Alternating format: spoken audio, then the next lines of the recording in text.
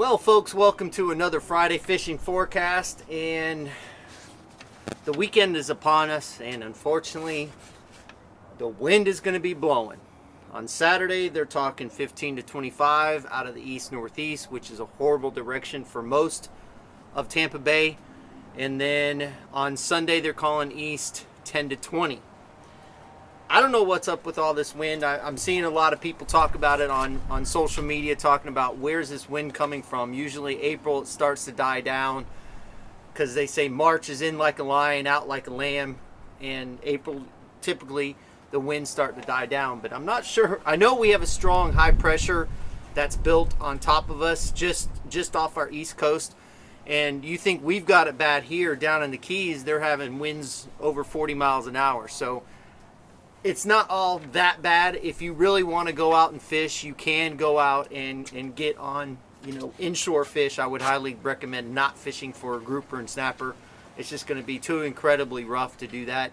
But if you have an area where you can go and catch bait in relatively safe waters, and then you can get into areas that are safe, that you can go in and get out of the wind a little bit, it's going to be a beautiful weekend. I mean, highs in the high 80s, low 90s is what they're talking about. So the only problem with the weather is the wind. But if you want to go fishing bad enough, you always figure out a way. Me, unfortunately, I don't think I'm going to fish this weekend. It's not worth it. I might try to go fishing on Monday because the winds are supposed to lay down. But other than that, these winds have just been relentless, and I feel sorry for the guides because it really kind of cuts down of what they can do. And I remember when I was guiding, it would become miserable when you would have high winds like this, and it's just not fun. But not much we can do about it. And so anyway, again, I just want to say thank you to everybody for all of the support. We are selling so much stuff. It's incredible.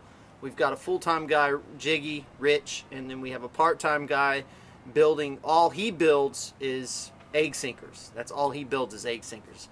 And then Jiggy builds egg sinkers, pyramid sinkers, jigs, all kinds of stuff. So you guys are keeping them very busy, and we truly appreciate that. We do have some things coming up in the month of May. I have Chad and I will be doing a seminar on May 12th at Reef and Reel. We'll be at their location in St. Pete, and we'll be doing a seminar there. They're going to have food and drinks and all kinds of stuff. So it's going to be a lot of fun. We're going to talk about, of course, grouper and snapper, but we'll change it up. We'll talk about some different things, and so if we'll be talking about that. We'll set up an events page and things like that. So you'll have plenty of notice, but it's going to be May 12th at the Reef and Reel location in St. Pete off Tyrone Boulevard. And then I'll be doing another seminar the next night at Southeastern Fishing Tackle, and somebody from the FWC is going to be there, and we're going to be talking tarpon. I know I'm not known for tarpon, but I did plenty of tarpon fishing in the past. I still do some tarpon fishing here in the river. So I do know about tarpon. I just don't fish for them. It's just a fish that I don't want to fish for. But if you're interested in that, you can come to that seminar at Southeastern. So May 12th at Reef and Reel, Chad and I will be there. And then May 13th, I will be at Southeastern with somebody with the FWC. I think they said their name is Dr. G or something like that. But I'll get more information on that. So a lot of things coming. Fingers crossed by next week we will have something else sitting in this lift. Sorry, Brian. I know we're talking about different things for him. I feel bad for him because I'm kicking him off the lift, but we're very fortunate to have friends like that. But yes, hopefully next week everything will be done and we'll have the new boat on the lift. So with all that being said, sorry I rambled.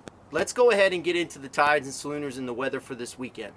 On Saturday, we have a low tide at 2:25 a.m. at a negative 0.27 foot. Then we have a high tide at 6:25 p.m. at a 2.17 foot. Then on Sunday, we have a low tide at 3:37 a.m. at a negative 0.19 foot. Then we have a high tide at 8:38 p.m. at a 1.98 foot. Now, as you can see, those tides are very, very slow, which are really good tides for me fishing the bay for grouper and snapper, but unfortunately with the winds, I don't think you're going to be able to get away with doing that. So it's kind of a wash. But those are the types of tides that I like for fishing for grouper and snappers, those slow, long 2-tide days.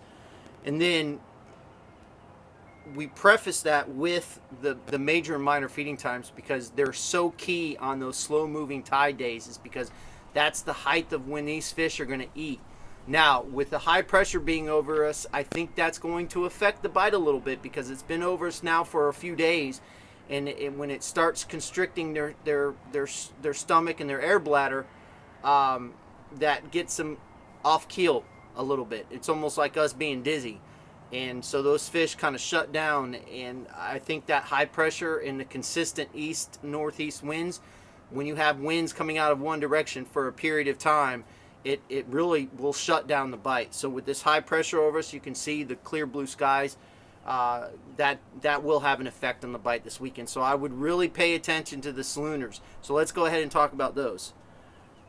On Saturday morning, we have a major feeding time from 6:51 a.m. to 8:51 a.m. Then we have a minor feeding time from 12:39 p.m. to 1:39 p.m. Then we have another major from 7:20 p.m. to 9:20 p.m. Then on Sunday, we have a major feeding time from 7:48 to 9:48 a.m. Then we have a minor feeding time from 1:45 p.m. to 2:45 p.m. Then we have another major feeding time from 8:14 p.m. to 10:14 p.m. Now, the reason why I included the late evening majors is because it's when the sun is going down, and with that sun rising and that sun setting, it gives you a barometric change. It lowers the barometric pressure, and when it does that, that means those fish will eat, and that's why the sunrise and sunset bite is so good. I know I talk about that a lot, but we have a lot of new viewers that come onto this show, so remember that sunrise, sunset, you do get a barometric pressure change that lowers it, and that's why you typically see good bites on a sunrise and sunset. Now, thank you to everybody that's been sending in pictures. We really appreciate that. We've been getting a ton of pictures. So this week, let's go ahead and get into the top catches and show you what people have been sending in to us.